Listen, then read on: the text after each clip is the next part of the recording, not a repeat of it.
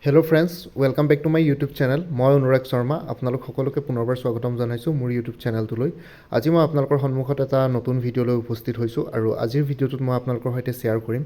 Assam direct recruitment ২৬,৪৪১টা পোষ্টৰ যোনটো grade 3 আৰু গ্ৰেড 4 ভেকেঞ্চি ক্ৰিয়েট হৈছে আৰু অনলাইন এপ্লিকেশ্যন 11 এপ্ৰিলৰ পৰা ষ্টাৰ্ট হ'ব, মে'ৰ 30 তাৰিখলৈকে থাকিব। তো সেই পৰীক্ষাটোৰ সিলেকশ্যন প্ৰচেছটো কেনেকুৱা হ'ব, এক্সাম পেটাৰ্ণটো কেনেকুৱা হ'ব, সেইখিনিৰ ওপৰতে আজি ডিছকাছ কৰিম। ঠিক আছে, তাতে বহুতবিলাক পোষ্ট ওলাব গ্ৰেড 3 আৰু গ্ৰেড 4 আৰু তাৰ ওপৰত আমি আজি চিলেবাছটো ডিছকাছ কৰিম। চিলেবাছ নহয়, এক্সাম পেটাৰ্ণটো ডিছকাছ কৰিম আৰু এক্সাম পেটাৰ্ণ আৰু সিলেকশ্যন প্ৰচেছটো কেনেকুৱা হ'ব সেইটোৰ ওপৰত ডিছকাছ কৰিম। তো selection process of Assam direct recruitment, ঠিক আছে। তো ইয়াতে লিখিছে Assam direct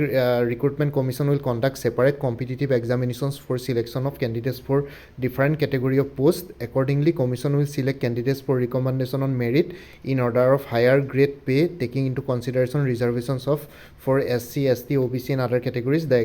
examination shall be held separately on different dates so as to enable higher degree holders to appear in more than one examination. তো ইয়াতে ডাইৰেক্টলি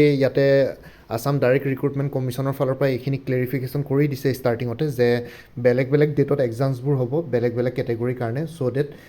ডিগ্ৰী হোল্ডাৰ যিকোনো higher degree হোল্ডাৰে তো একেলগে মানে কেইবাটাও এক্সাম এটেম্প কৰিব পৰা হয় যাতে একেটা পৰীক্ষাৰ আণ্ডাৰতে, মানে বেলেগ বেলেগ ডেটত এক্সামছবোৰ হ'ব বেলেগ বেলেগ পষ্টৰ কাৰণে। ঠিক আছে, তো সেইখিনি তেওঁলোকে ক্লেৰিফিকেশ্যন কৰি দিছে ইয়াতে। প্ৰথমতে আহক বেচেলাৰ্ছ ডিগ্ৰী লেভেলৰ এক্সামছবিলাকৰ কথা চাওঁ। The commission will organise separate examination as per the following eligibility qualifications for the post. ঠিক আছে, তো কমিশ্যনে ছেপাৰেটকৈ এক্সাম কণ্ডাক্ট কৰিব এই বেচেলাৰ্ছ ডিগ্ৰী লেভেলৰ পষ্টবিলাকৰ কাৰণে। তো জেনেৰেল বেচেলাৰ্ছ ডিগ্ৰী পষ্টৰ কাৰণে বেলেগ এক্সাম থাকিব বেলেগ এটা ডেটত, বেচেলাৰ্ছ ডিগ্ৰী উইথ কম্পিউটাৰ স্কিলৰ কাৰণে বেলেগ থাকিব, bachelors degree in science, bachelors degree in arts, bachelors degree in commerce, bachelors degree with economics, statistics, mathematics. তো তেনেকৈ কেটেগৰী ৱাইজ মানে ছেপাৰেটলি বেলেগ বেলেগ ডেটত পৰীক্ষাবোৰ কণ্ডাক্ট কৰিব। চ' ডেট ধৰক এজন বেচেলাৰ্ছ ডিগ্ৰী ইন ছায়েন্স আছে, তো তেওঁ বেচেলাৰ ডিগ্ৰী ইন ছায়েন্সৰ যদি স্পেচিয়েলাইজ কিবা পোষ্ট থাকে সেইটোতো পৰীক্ষা দিব পাৰিব, আৰু যদি কিবা জেনেৰেলাইজ পৰীক্ষা থাকে চ' ডেট চবেই দিব পাৰে। তো তেনেকুৱা এটা পষ্টৰ কাৰণেও পৰীক্ষা দিব পাৰিব। সেইটো কাৰণে একেদিনাই গোটেইকেইটা বেলেগ বেলেগ স্পেচিয়েলাইজ পৰীক্ষা একেদিনাখনে কণ্ডাক্ট নকৰে, বেলেগ বেলেগ ডেটত কণ্ডাক্ট কৰিব আৰু ডেটবিলাক আমি পিছলৈ গম পাম। এতিয়াতো একো ৰিলিজ হোৱা নাই ডেট, অনলাইন এপ্লিকেশ্যনেই ষ্টাৰ্ট হোৱা নাই। তো এতিয়া বেচেলাৰ্ছ ডিগ্ৰীৰ কাৰণে যোনখিনি ডিগ্ৰী লেভেল পষ্ট, তো ডিগ্ৰী লেভেল পষ্টৰ কাৰণে এক্সাম পেটাৰ্ণটো কেনেকুৱা হ'ব, ষ্টেজ দুটা থাকিব। ষ্টেজ 1ত ৰিটেন এক্সামিনেশ্যন হ'ব। ঠিক আছে, ইয়াতে লিখিছে the candidates applied for the graduate level post will have to appear in a written test in the first phase of the recruitment process. The details of the written test is as mentioned below. তো candidates যিসকলে graduate level পষ্টৰ কাৰণে apply কৰিব তেওঁলোকে first ফেজত মানে first ষ্টেজত written exam এটা দিব লাগিব। ৰিটেন এক্সামটো হ'ল যে type of exam written examination দিয়া আছে, মোড অফ এক্সামটো অফলাইন। তো অফলাইনতে আপোনালোকে কৰিব লাগিব। OMR চিট পাব, মাল্টিপল চইচ কুৱেশ্যনছ থাকিব, টাইপ অফ কুৱেশ্যনত মাল্টিপল চইচ কুৱেশ্যন পাব। নাম্বাৰ অফ কুৱেশ্যন এতিয়ালৈকে দিয়া নাই, মেক্সিমাম মাৰ্কছ 175 মাৰ্কছৰ পেপাৰ থাকিব। এইখিনি গ্ৰেজুৱেট লেভেলৰ, ঠিক আছে, পইণ্ট টু বি নোটেড, এইখিনি গ্ৰেজুৱেট লেভেলৰ পৰীক্ষাৰ কথা কৈ আছোঁ। ফাৰ্ষ্ট ষ্টেজটো ৰিটেন এক্সামিনেশ্যনত থাকিব, অফলাইন মোড হ'ব, মাল্টিপল চইচ কুৱেশ্যন থাকিব, মেক্সিমাম মাৰ্কছ 175 মাৰ্কছ থাকিব আৰু ডিউৰেশ্যন অফ এক্সাম পৰীক্ষাৰ সময়টো হ'ব 3 ঘণ্টা। 3 ঘণ্টাত 175 মাৰ্কছৰ পেপাৰ এখন দিব লাগিব। নাম্বাৰ অফ কুৱেশ্যনছ কিমান সেইটো এতিয়ালৈকে আপডেট কৰা নাই ৰিক্ৰুটমেণ্ট কমিশ্যনখনৰ ফালৰ পৰা, তো আমি সেইটো পিছলৈ গম পাম। এক্সামৰ ডেটো এতিয়ালৈকে দিয়া নাই আৰু চেণ্টাৰ অফ এক্সামটো দিয়া নাই। চেণ্টাৰ অফ এক্সাম অল আছামে হ'ব, ইয়াতে বহুতখিনি কেণ্ডিডেটছ ওলাব, বহুত লাখ লাখ কেণ্ডিডেটছ ওলাব। তো সেইটো কাৰণে মানে চেণ্টাৰ অফ এক্সামবিলাক অসমৰ প্ৰত্যেকখন ডিষ্ট্ৰিক্ট হেডকোৱাৰ্টাৰতে থাকিব, অকল গুৱাহাটীতে চেণ্টাৰ নাপাতিব কাৰণ কেণ্ডিডেটছ বেছি থাকিব। তাৰপিছত ফাৰ্ষ্ট ষ্টেজটো যিসকলে কোৱালিফাই কৰিব, এতিয়া ফাৰ্ষ্ট ষ্টেজত ষ্টেজ 1টো যোনটো আছিলে ৰিটেন এক্সামটো যিসকল কেণ্ডিডেটছে কোৱালিফাই কৰিব, ইয়াতো এটা ৰিটেন এক্সামত অকল নট অনলি ডেট, তাতে মেৰিট বেচিছত এটা কোৱালিফাইং মাৰ্কছো থাকিব। সেই কোৱালিফাইং মাৰ্কছটো এতিয়ালৈকে কমিশ্যনখনে আমাক জনোৱা নাই। সেই কোৱালিফাইং মাৰ্কছটোত যদি কোনোবা থাকে, ধৰক 175 মাৰ্কছ আছে, 12 মাৰ্কছ, তো তাতে কোৱালিফাইং মাৰ্কছ ধৰক দি দিব, ধৰক ছাপ'জ জাষ্ট ফৰ এক্সাম্পল 100, তো কোনোবাই যদি 100তকৈ তলত পাইছে তেওঁৰ সেই ৰিটেন এক্সামটো কনচিডাৰেশ্যনতে নাহে। ঠিক আছে তো কোনোবাই যদি সেই মানে মই এইটো জাষ্ট এক্সাম্পল দিছোঁ 100 নহয় 100টো বহুত বেছি মাৰ্কছ হয় তাতকৈ তলতে হ'ব মই জাষ্ট আপোনালোকক জাষ্ট ফৰ এক্সাম্পল বুজাবৰ কাৰণে কথাটো কৈছোঁ যদি 175 মাৰ্কছৰ ভিতৰত যদি আপোনালোকৰ কোৱালিফাইং মাৰ্কছ যদি 100 থাকে তেতিয়াহ'লে কোনোবাই যদি 99 বা 100ৰ তলত পায় তেতিয়াহ'লে তেওঁ সেই এক্সামটোত কোৱালিফাই নকৰিব আৰু তেওঁ ছেকেণ্ড ষ্টেজটোত যাবৰ কাৰণে সেইখিনি বস্তু তেওঁ কনচিডাৰেশ্যনতে নাৰাখিব ইয়াতে অকল কোৱালিফাই কৰিলে নহ'ব কোৱালিফাই কৰাৰ পিছতো অন দি বেচিছ অফ কিবা এটা ৰেচিঅ'ত তেওঁলোকে ভাগ কৰি পেলাই স্কিল টেষ্টটোত যাব ধৰক ফাৰ্ষ্ট টেষ্টটো 1 লাখ কেণ্ডিডেটছে দিলে ছেকেণ্ড ষ্টেজত মাত্ৰ 50,000 কেণ্ডিডেটছকে স্কিল টেষ্টটো দিবলৈ দিব ঠিক আছে যোনটো ছেকেণ্ড ষ্টেজত আছে স্কিল টেষ্ট কিন্তু সেই 50,000 কেণ্ডিডেটছৰ ভিতৰতো আকৌ যিসকলে কোৱালিফাই কৰিব কোৱালিফাইং মাৰ্কছটো পাব সেইখিনিকে আকৌ সেই 50,000ত ৰাখিব তো তেনেকুৱা ধৰণৰ সেই কোৱালিফাইং মাৰ্কছ এটা নিৰ্ধাৰণ কৰি দিব কমিশ্যনখনে পিছলৈ এতিয়ালৈকে দিয়া নাই তো কোৱালিফাইং মাৰ্কছটো পালেহে আপোনালোকে ছেকেণ্ড ষ্টেজত যাব আৰু ছেকেণ্ড ষ্টেজত থাকিব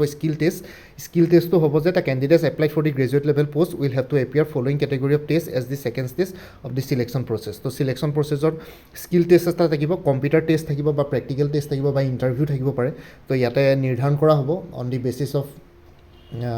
মানে কিবা স্পেচিয়েলাইজ পষ্ট থাকে নে তো সেইটোৰ ওপৰত তো এই ছেকেণ্ড টেষ্টটো স্কিল টেষ্ট এটা থাকিব তাতে আপোনালোকৰ কম্পিউটাৰ টেষ্ট থাকিব পাৰে বা কিবা প্ৰেক্টিকেল টেষ্টো থাকিব পাৰে কিবা ডেছক্ৰিপটিভ পেপাৰো দিব পাৰে বা ইণ্টাৰভিউ এটা থাকিব পাৰে তো মেক্সিমাম মাৰ্কছ সেইটোত 25 নম্বৰৰ পেপাৰ পৰীক্ষা হ'ব তো সেইটো কাৰণে সেইটো ইমান বেছি হেৰি নহয় খালি ৰিটেন এক্সামটো ফাৰ্ষ্ট টেষ্টটো আপোনালোকে ক্লিয়াৰ কৰাৰ পিছতে ছেকেণ্ড টেষ্টটো পাব এনেকুৱা নহয় যে ফাৰ্ষ্ট টেষ্টটো দিয়াৰ পিছতে ছেকেণ্ড টেষ্টটো কম্পালচৰি সকলোৱে পাব তেনেকুৱা নহয় সকলোৱে নাপায় এইটো ফাৰ্ষ্ট টেষ্টটো ক্লিয়াৰ কৰাৰ পিছতে ছেকেণ্ড টেষ্টটো পাবগৈ কেণ্ডিডেটসকলে তো ইয়াতে 25 মাৰ্কছ থাকিব তো এইটো হ'ল গ্ৰেজুৱেট লেভেলৰ চিলেকশ্যন প্ৰচিডিয়াৰ আৰু ইয়াতে final চিলেকশ্যনটো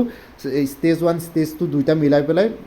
on the basis of the merit তেওঁলোকে কেটেগৰী ৱাইজ ফাইনেল চিলেকশ্যনটো কৰিব কমিশ্যনখনে আৰু ক্লাছ 12 লেভেলৰ পৰীক্ষাটোৰ কথা যদি আহোঁ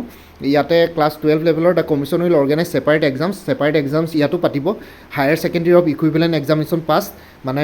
যদি জেনেৰেল হায়াৰ ছেকেণ্ডেৰী পাছ হয় বা হায়াৰ ছেকেণ্ডেৰীৰ equivalent exam pass with computer skill যদি কোনোবাই হায়াৰ ছেকেণ্ডেৰী পাছ কৰিছে কম্পিউটাৰ স্কিলৰ সৈতে মানে কিবা কম্পিউটাৰ চাৰ্টিফিকেট থাকে হায়াৰ ছেকেণ্ডেৰীৰ ইকুইভেলেণ্ট এক্সামছত পাছ ইন চাইন্স আৰু যদি হায়াৰ ছেকেণ্ডেৰী চাইন্সত কৰা কেণ্ডিডেটছ থাকে তো সকলোলে বেলেগে ছেপাৰেটকৈ এক্সামছ কণ্ডাক্ট কৰিব বেলেগ ডেটত চ' ডেট সকলোৱে এটেম্প কৰিব পাৰে এতিয়া ধৰক চাইন্সৰ কেণ্ডিডেটছখিনি চব এক্সামৰ কাৰণে মানে এলিজিবল হৈ যায় কিন্তু আৰ্টছৰখিনি চব এক্সামৰ কাৰণে এলিজিবল নহয় তেওঁলোকে ধৰক ষ্টেটিষ্টিক্স বা মেথমেটিক্সৰ ছাবজেক্ট থকা এক্সামছবোৰ দিব নোৱাৰে কিন্তু চাইন্সৰ সকলো এক্সাম দিব পাৰে চাইন্সে আৰ্টছৰবিলাকো দিব পাৰিব চাইন্সৰবিলাকো দিব পাৰিব কমাৰ্চৰবিলাকো দিব পাৰিব কমাৰ্চটো অলপ স্পেচিয়েলাইজ হৈ যায় কমাৰ্চটো নোৱাৰিব পাৰে একাউণ্টিং বা কিবা থাকিলে মানে কিন্তু চাইন্সে চাইন্সৰবিলাক দিব পাৰে আৰ্টছে অকল আৰ্টছৰ দিব পাৰে সেই তেনেকুৱা কথা তেনেকৈ তেওঁলোকে ভগাই উলিয়াব আৰু ইয়াতো ষ্টেজ 1ত ৰিটেন এক্সাম থাকিব ৰিটেন এক্সামটো থাকিব এইটো ক্লাছ 12ৰ কথা কৈ আছোঁ দেই যিসকল হায়াৰ ছেকেণ্ডেৰী পাছ পোষ্ট সেইখিনিৰ কাৰণে ৰিটেন এক্সাম থাকিব ৰিটেন এক্সামটো হ'ব অফলাইন মোডে আগৰ নিচিনা অবজেক্টিভ টাইপ কুৱেশ্যন মানে MCQ টাইপ হ'ব নাম্বাৰ অফ কুৱেশ্যনছ কিমান হ'ব এতিয়ালৈকে দিয়া নাই মেক্সিমাম মাৰ্কছ থাকিব 150 মাৰ্কছ আগৰটো 175 মাৰ্কছ আছিলে গ্ৰেজুৱেট লেভেলত ইয়াতে ক্লাছ 12 পাছত 150 মাৰ্কছ থাকিব maximum duration of exam 2.5 hour মানে 2.5 ঘণ্টাৰ পৰীক্ষা হ'ব 150 মিনিটছৰ আৰু এক্সামৰ ডেট এতিয়ালৈকে দিয়া নাই চেণ্টাৰটো অল অভাৰ আছামেই হ'ব তাৰপিছত ইয়াতো সেই একে আকৌ ৰিটেন এক্সামটো যদি ক্লিয়াৰ কৰে আৰু কোৱালিফাইং মাৰ্কছ এটা যোনটো নিৰ্ধাৰণ কৰি দিব সেইখিনি যদি কোৱালিফাইং মাৰ্কছটো যদি থাকে তেতিয়াহ'লে ইয়াৰ পৰা এটা নিৰ্দিষ্ট ৰেচিঅ'ত ষ্টেজ 2 স্কিল টেষ্টটো দিবৰ কাৰণে কোৱালিফাই হ'ব এইখিনি কেণ্ডিডেটছ তো সেইখিনি কেণ্ডিডেটছে আকৌ computer test or other test or interview তাৰ কাৰণে কোৱালিফাই হ'ব সেইখিনি দিয়াৰ পিছত সেই মেক্সিমাম মাৰ্কছটো 25 মাৰ্ক থাকিব স্কিল টেষ্টত সেইখিনি হোৱাৰ পিছতে ফাইনেল চিলেকশ্যন হ'ব ইয়াৰ বেচিছত যিসকল একদম টপত থাকিব মানে মেৰিট লিষ্ট এখন ক্ৰিয়েট কৰিব প্ৰিপেয়াৰ কৰিব কমিশ্যনে তো সেই ডাইৰেক্ট ৰিক্ৰুটমেণ্ট কমিশ্যনে তো সেই মেৰিট লিষ্টৰ বেচিছতে এপইণ্টমেণ্ট দিয়া হ'ব এইখিনি ক্লাছ 12ৰ আছিলে এতিয়া ক্লাছ 10 লেভেললৈ আহোঁ ক্লাছ 10 লেভেলৰ হ'ল the commission will conduct separate examinations as per the following eligibility qualifications for the post আৰু ক্লাছ 10 লেভেলৰ কাৰণে কমিশ্যনে বেলেগ ছেপাৰেট এক্সাম পাতিব বেলেগ ডেটত ইয়াতে দিছে হাইস্কুল লিভিং চাৰ্টিফিকেট ক্লাছ 10ৰ equivalent exam just matric pass হ'ব লাগিব আৰু যদি কোনোবা matric pass with driving licence আছে তেওঁলোকৰ কাৰণে পৰীক্ষাটো বেলেগ হ'ব so' matric pass with driving licence হ'লে মানে বেছিকেলি ড্ৰাইভাৰৰ পষ্টৰ কাৰণে এলিজিবল হয় তো সেইখিনিৰ কাৰণে আকৌ বেলেগকৈ এক্সাম বা মেট্ৰিক পাছ উইথ ড্ৰাইভিং লাইচেঞ্চখিনিয়ে অকল মেট্ৰিক পাছৰ পৰীক্ষাও দিব পাৰিব কিন্তু অকল মেট্ৰিক পাছখিনিয়ে ড্ৰাইভিং লাইচেঞ্চ থকা পৰীক্ষাবিলাক দিব নোৱাৰে মানে ড্ৰাইভাৰৰ পৰীক্ষা দিব নোৱাৰে তো সেইটো কথা তো তেনেকুৱা কথা যদি কোৱালিফিকেশ্যনটো যিমানে হায়াৰ হয় তেতিয়া আপোনালোকে তলৰ বাকী অন্য পোষ্টবিলাক দিবৰ কাৰণে কোৱালিফাইড হৈ যায় ঠিক আছে আৰু ইয়াতো ষ্টেজ 1 ৰিটেন এক্সাম হ'ব ৰিটেন এক্সামত আপোনালোকৰ মাল্টিপল চইচ কুৱেশ্যন থাকিব অফলাইনে হ'ব 150 মাৰ্কছ মানে হাই ছেকেণ্ডেৰী পাছৰ হাই ছেকেণ্ডেৰী কেটেগৰী পৰীক্ষাটোৰ নিচিনাই আৰু 150 মাৰ্কছ থাকিব 2.5 আৱাৰ মানে 2.5 ঘণ্টাৰ পৰীক্ষা 150 মিনিটছ ঠিক আছে বাকীখিনি দিয়া নাই এতিয়ালৈকে ডেট অফ এক্সাম আৰু চেণ্টাৰ অফ এক্সাম সেইখিনি পিছত গম পাম তাৰপিছত ইয়াতো আকৌ যদি কোৱালিফাইং মাৰ্কছটো পাই পেলাই কেণ্ডিডেটছখিনি কোৱালিফাই হয় আৰু লগতে এটা ৰেচিঅ'ত বাছি ওলাব তো সেইখিনি কেণ্ডিডেটছ মেৰিট লিষ্টখন প্ৰিপেয়াৰ কৰাৰ পিছত ছেকেণ্ড ষ্টেজত যাব ছেকেণ্ড স্কিল টেষ্টত সকলোবোৰ কম্পালচৰিলি নাযায় তো সকলোবোৰ কেণ্ডিডেটছ মানে মেণ্ডেটৰী নহয় যে সকলো স্কিল টেষ্ট দিব পাৰিব কিছুমান চিলেক্টেড কেণ্ডিডেটছে দিব পাৰিব যাৰ ৰিটেন এক্সামটো ভাল হয় আৰু লগতে সেই মেৰিট লিষ্টখনত যাৰ নাম থাকে মানে কাট অফ লিষ্টখনত আৰু লগতে কোৱালিফাইং মাৰ্কছটো যোনে পায় ঠিক আছে কোৱালিফাইং মাৰ্কছ ছিকিউৰ কৰাখিনিয়ে পাব তো এতিয়া স্কিল টেষ্টতো আকৌ একেই কম্পিউটাৰ টেষ্ট আৰু আদাৰ টেষ্ট বা ইণ্টাৰভিউ থাকিব 25 মাৰ্কৰ তো তাৰপিছতে ফাইনেল চিলেকশ্যন হ'ব on the basis of skill test আৰু ৰিটেন এক্সামিনেশ্যনৰ টোটেল মাৰ্কছটো মিলাই পেলাই যোনে যিমান পায় তাৰ ওপৰত পোষ্ট ৱাইজ কেটেগৰী ৱাইজ যদি পোষ্ট ধৰক 1000টা আছে তো সেই 1000 কেণ্ডিডেটছে চাকৰি পাব বাকীখিনি ৰিজেক্ট হ'ব ঠিক আছে ইয়াতো সেই তেনেকুৱা তাৰপিছত আহিলোঁ মেৰিট লিষ্টৰ কথাটো ইয়াত লিখিছে the preparation of merit list for appointment against various categories of post will be executed through following stages merit লিষ্টখন প্ৰিপেয়াৰ কৰোঁতেও কমিশ্যনখনে কিছুমান ষ্টেজেছ মানে কিছুমান ফেজেছ মানে কনচিডাৰেশ্যনত কৰি পেলাই মেৰিট লিষ্টখন প্ৰিপেয়াৰ কৰিব আৰু সেইকেইটা হ'ল on the basis of the marks obtain in the written examination a list of all candidates shall be prepared in order of merit তো ৰিটেন এক্সামিনেশ্যন মানে যোনটো ফাৰ্ষ্ট ষ্টেজত আছিলে তো ৰিটেন এক্সামিনেশ্যনত যোনখিনি কেণ্ডিডেটছে ৰিটেন এক্সামিনেশ্যন দিয়া কেণ্ডিডেটসকলৰ এখন লিষ্ট প্ৰিপেয়াৰ কৰিব কমিশ্যনটোৱে on the basis of merit তাতো ধৰক ৰেচিঅ' এটা মেইনটেইন কৰিব ধৰক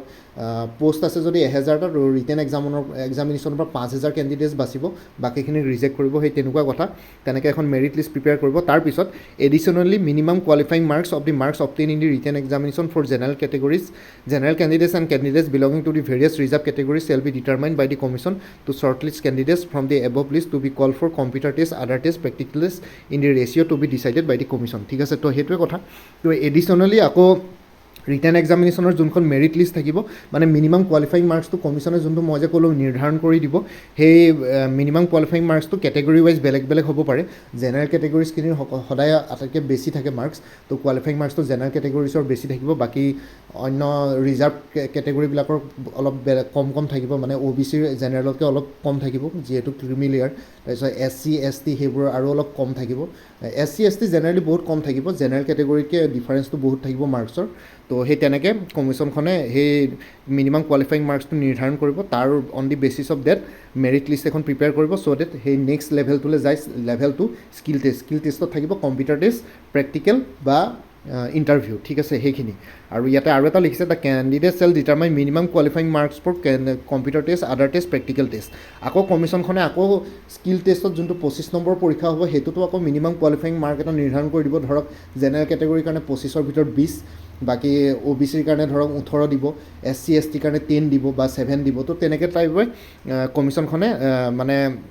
সেই মিনিমাম কোৱালিফাইং মাৰ্কছটো নিৰ্ধাৰণ কৰিব এইটো মই জাষ্ট এক্সাম্পল দিছোঁ মাৰ্কছবিলাক ইমান কম নহ'ব পাৰে বা ইমান বেছি নহ'ব পাৰে মই জাষ্ট আপোনালোকক বুজাবৰ কাৰণে দিছোঁ সেই কেটেগৰী ৱাইজ মিনিমাম কোৱালিফাইং মাৰ্কটো বেলেগ হ'ব যিহেতু আমি জানো ৰিজাৰ্ভেশ্যনৰখিনিৰ অকণমান কম হয় মাৰ্কছবিলাক তো ইয়াতো সেই তেনেকৈ জেনেৰেলৰ পৰা এনেকৈ তললৈ গৈ মাৰ্কছবিলাক অলপ কমি আহিব মানে তেওঁলোকে যোনটো কমিশ্যনে নিৰ্ধাৰণ কৰিব মিনিমাম কোৱালিফাইং মাৰ্কছ তাতো অকণমান ডিফাৰেঞ্চেছ থাকিব ঠিক আছে তাৰপিছত candidate securing less than the qualifying marks in the computer test other test practical test shall be not be eligible for selection আৰু এই কম্পিউটাৰ টেষ্ট বা প্ৰেক্টিকেল টেষ্টটোতো যদি কোনোবা কেণ্ডিডেটছে যদি মিনিমাম কোৱালিফাইং মাৰ্কটোতকৈ তলত পায় মানে তেতিয়াহ'লে তেওঁ সেইটোতো ইনএলিজিবল হৈ যাব মানে চিলেকশ্যন নহ'ব তেওঁৰ ঠিক আছে মিনিমাম কোৱালিফাইং মাৰ্কটো পাবই লাগিব আৰু এটা লিখিছে the final merit list for class 3 and class 4 post shall be based on the total marks obtain in the written examination and computer test or other test or interview ঠিক আছে তো final merit list যোনখন হ'বগৈ এই গোটেইখিনি selection process হোৱাৰ পিছত graduate লেভেলে হওক ক্লাছ 12 হওক ক্লাছ 10 হওক তাৰপিছত যোনখন ফাইনেল মেৰিট লিষ্ট বনাব সেইটো on the basis of written examination কিমান মাৰ্কছ পালে কম্পিউটাৰ টেষ্টত কিমান মাৰ্কছ পালে ইণ্টাৰভিউত কিমান মাৰ্কছ পালে সেই টোটেল এড কৰাৰ পিছত আৰু লগতে কেণ্ডিডেটজনে যাতে মিনিমাম কোৱালিফাইং মাৰ্ক গোটেইকেইটা ষ্টেজতে পাইছে তো সেইখিনি গোটেইখিনি চালি জাৰি চাই পেলাই এখন ফাইনেল মেৰিট লিষ্ট প্ৰিপেয়াৰ কৰিব যিমানকেইটা পোষ্ট আছে অন দি বেচিছ অফ ডেছ সেইকেইটা পোষ্টৰ এগেইনষ্টে সেই মেৰিট লিষ্টখন প্ৰিপেয়াৰ কৰিব সেই মেৰিট লিষ্টখনৰ বেচিছতে ফাইনেল এপইণ্টমেণ্ট হ'ব তো ইয়াতে সেইটোৱে কৈছে আৰু এটা নোট দি দিছে the selection process of Assam direct recruitment is elaborated on the basis of the Assam gazette extraordinary dated 7 March 2022 number 156 by Department of Personnel Government of Assam ঠিক আছে তো ইয়াতে এটা নোট এটা জাষ্ট দি দিছে যে আসাম ডাইৰেক্ট ৰিক্ৰুটমেণ্টৰ যোনখিনি চিলেকশ্যন যোনটো চিলেকশ্যন প্ৰচেছ হয় সেইটো দি আসাম গেজেটখনত এক্সট্ৰাঅৰ্ডিনাৰী যোনখন 7 মাৰ্চ 2022 চনত আসাম গেজেটৰ হেৰিখন ওলাইছিলে আৰ্টিকলখন number 156 by department of personnel তাতে ডিটেইলছত আছে চিলেকশ্যন প্ৰচেছটো তো আপোনালোকে অনলাইন এইটো নাম্বাৰ মাৰি পেলাই চালেও আসাম গেজেটত সেইখিনি পাই যাব বা কোনোবাই যদি আসাম গেজেট ফ'ল' কৰিছে তেতিয়াহ'লে এইখিনি বস্তু ডিটেইলছত পাই যাব ঠিক আছে তো এইখিনি আছিলে ফ্ৰেণ্ডছ আসাম ডাইৰেক্ট ৰিক্ৰুটমেণ্ট 2022ৰ চিলেকশ্যন প্ৰচেছটো আৰু বাকী এতিয়ালৈকে আমি চিলেবাছৰ কথা গম পোৱা নাই তো পিছত যেতিয়া চিলেবাছৰ কথা গম পাম মই মোৰ ভিডিঅ'ৰ থ্ৰুৱেদি চিলেবাছটোৰ বিষয়েও জনাম আৰু লগতে বুক লিষ্ট মানে বুকছ আৰু ষ্টাডি মেটেৰিয়েলছৰ বিষয়েও এটা ভিডিঅ' বনাম ঠিক আছে ওপৰত কাৰণ ষ্টাডি মেটেৰিয়েলছ আৰু বুকছৰ কাৰণে